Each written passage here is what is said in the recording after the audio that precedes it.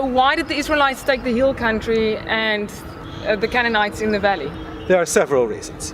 First of all, the hill country is not of interest to the Egyptians and Canaanites. The Canaanites and the Egyptians are much more powerful, and the political control that they have over the hill country is very limited. It feels to me like the Israelites are steering clear of the Canaanites. The Israelites are indeed steering clear of the powerful Canaanites.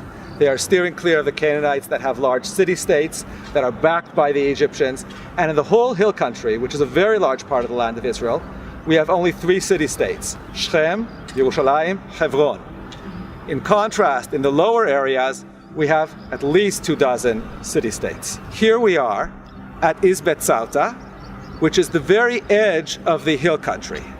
Let's take a look at some of the buildings that remain here from the biblical period, from the Iron Age 1 and from the Iron Age 2. Let's go and have a look.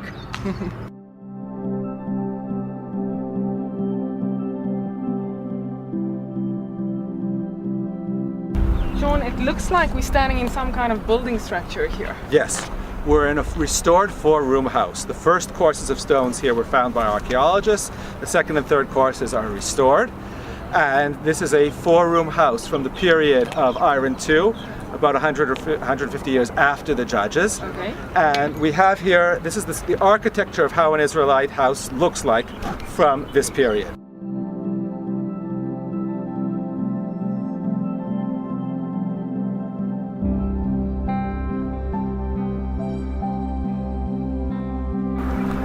We're here in the 4-room house, and we're going to show how the side rooms all connect to the central courtyard. And this is where we're standing right now. We're now in the central courtyard, okay. a sort of paved kind of structure. Got it. And over here we see one of the side rooms.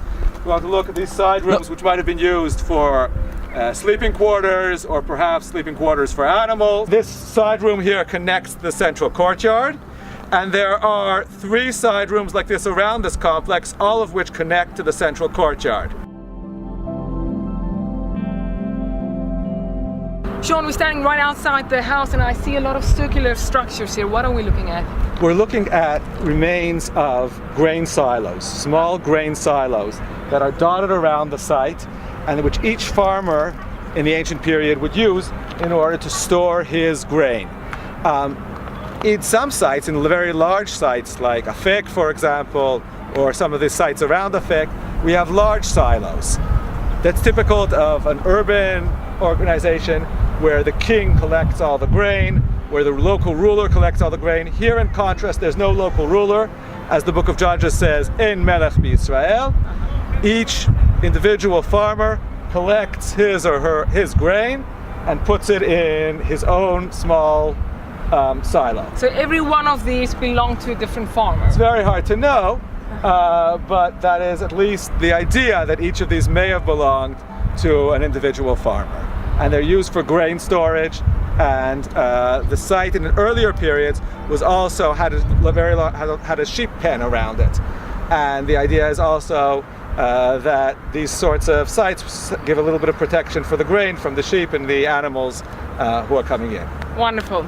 We're going to finish our chapter here, chapter 1. We'll see you in the next video, chapter 2.